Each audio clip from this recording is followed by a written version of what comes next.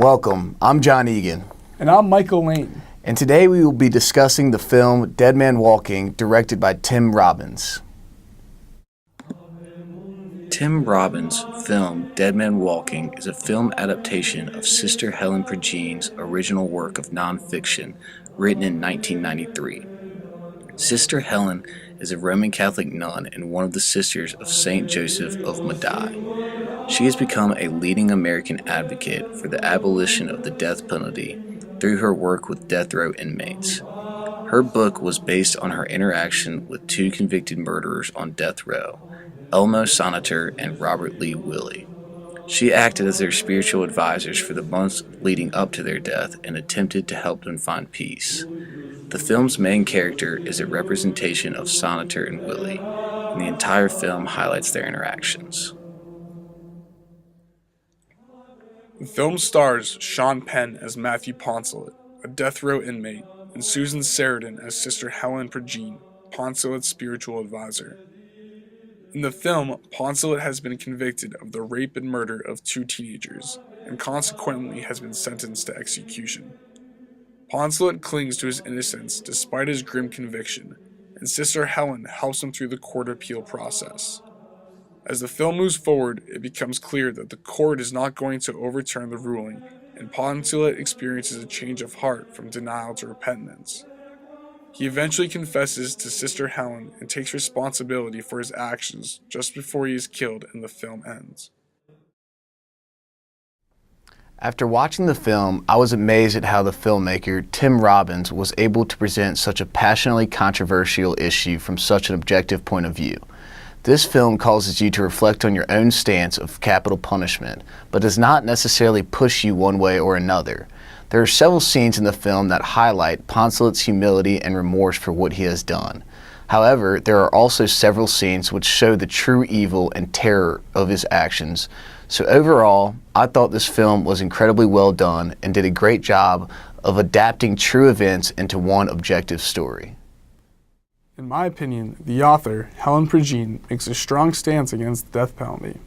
However, the movie depicts a much more objective view on capital punishment. There are certain scenes in the movie that justify the court's decision to sentence Poncelet to the death penalty. In particular, in the beginning of the movie, Poncelet shows no remorse for the victims or the victims' families.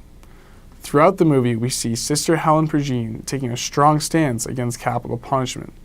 Although the movie does not fully depict the strength of her stance, but rather allows the viewer to feel a sense of disgust for Sister Prejean's compassion and love toward a convicted killer. Here's an interview from Sister Helen Prejean regarding her stance on the death penalty.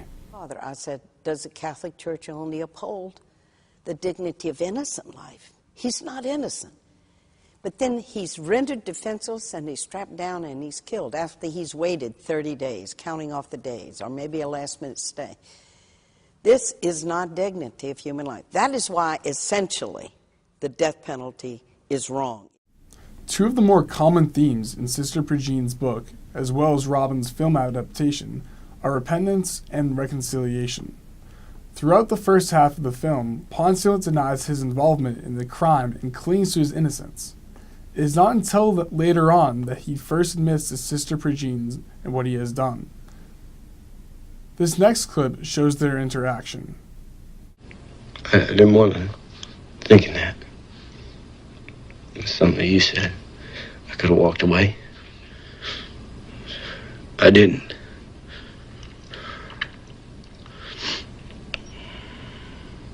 I was a victim. I was a fucking chicken. He was older and tough as hell. I was just boozing up, trying to be as tough as him. I couldn't. I didn't have the guts to stand up to him. I told my mama I was yellow. She kept saying, wasn't you, Matt? Wasn't you, Matt? It wasn't you.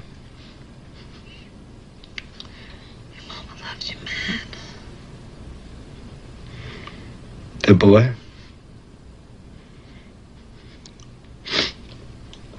Walter?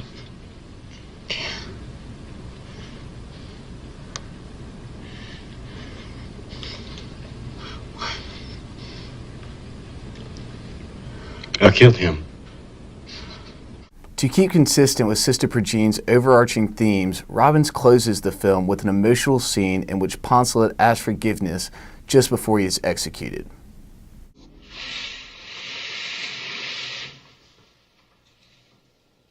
Do you have any last words, Poncelet? Yes, I do.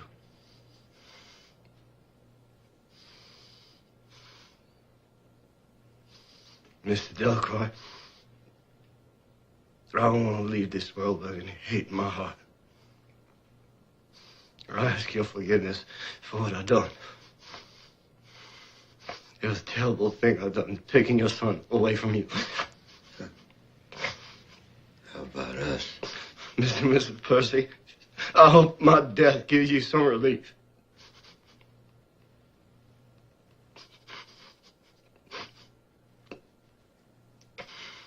I just want to say, I think killing is wrong, no matter who does it, whether it's me or y'all or your government.